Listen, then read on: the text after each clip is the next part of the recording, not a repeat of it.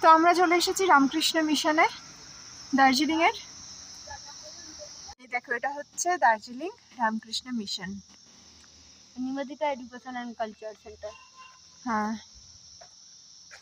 দেখো কতটা সুন্দর রামকৃষ্ণ আশ্রমটা। আমরা অনেকটা ওপরে উঠে পড়েছি, বাকি আরো ওপরে উঠবো, আর ওপরটাতে দেখবো কি আছে। আর দেখো এখান থেকে ভিউটা খালি দেখো, জাস্ট অসাধারণ। সাইলেন্টলি থাকতে হবে, তো ওই জন্য আমি এখন কথা বলছি না, ঠিক আছে?